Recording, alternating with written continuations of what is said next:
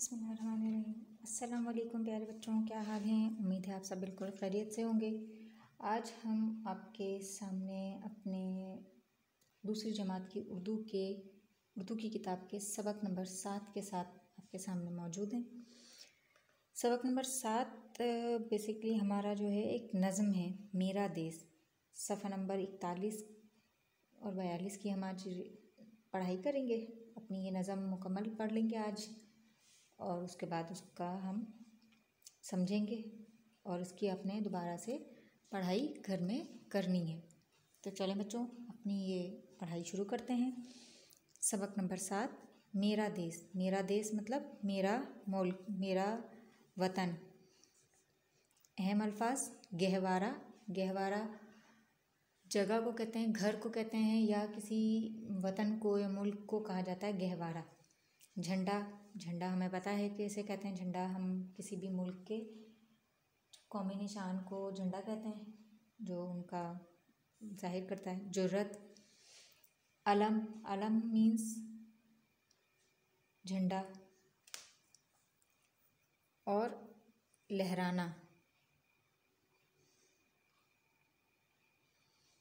गहवारा, झंडा, जुर्रत, अलम, लहराना, ये आपने जो है याद करने हैं।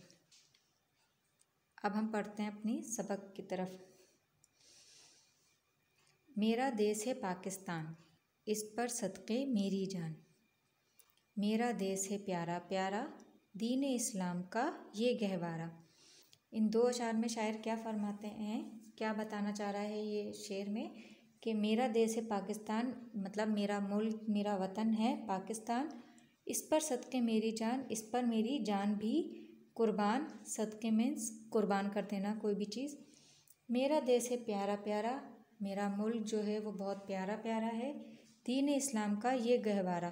दीन इस्लाम का गहवारा मतलब कि ये इस्लाम के नाम पर हमारा पाकिस्तान बना था, और ये इस्लाम का घर है, दीन इस्लाम का घर है। कायदे आज़म का एहसान, मेरा देश है पाकिस्तान। कायदे आज़म का एहसान है कि उन्होंने अलग एक मुल्क, मुसलमानों के लिए आज़ाद मुल्क बनवा कर दिया। मेरा देश है पाकिस्तान, मेरा मुल्क, मेरा वतन है पाकिस्तान। झंडा चाँद सितारे वाला, सबसे ऊंचा सबसे बाला। हमारा जो झंडा है उस पे क्या बना हुआ है, चाँद और सितारे वाला हमारा झंडा है। और हमारी दुआ है और उम्मीद है, हमेशा हम कोशिश करेंगे कि सबसे ऊंचा और बाला, सबसे बड़ा हमारा ही झंडा रहे। है ये मेरे देश की आन, मेरा देश है पाकिस्तान। हमारा जो झंडा है वो हमारे मुल्क की आन है, शान है, और हमारा देश पाकिस्तान है। सफ़ा नंबर। मेरे देश के चारों सूबे, एक जैसे सबके मंसूबे। हमें पता है हमारे मुल्क के 4 सूबे हैं, और एक जैसे ही सबके मंसूबे मतलब इरादे होते हैं कि हमने क्या करना है, किस तरह से अपने मुल्क को तरक्की और कामयाबी देनी है। चारों भाई हैं यकजां, मेरा देश है पाकिस्तान। यहाँ चारों भाई से जो मुराद है शायर की हमारे, वो है पाकिस्तान के चारों सूबों की, के चारों भाई एक दूसरे की जान है। हम इस देश के हैं रखवाले, हिम्मत इज़्ज़त जुर्रत वाले।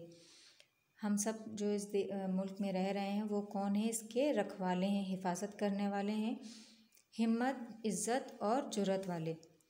बच्चे बूढ़े और जवान, मेरा देश है पाकिस्तान। हमारे इस मुल्क में बच्चे भी रहते हैं, बूढ़े भी रहते हैं, जवान भी रहते हैं। अपने देश की शान बढ़ाना, इसका अलम ऊंचा लहराना।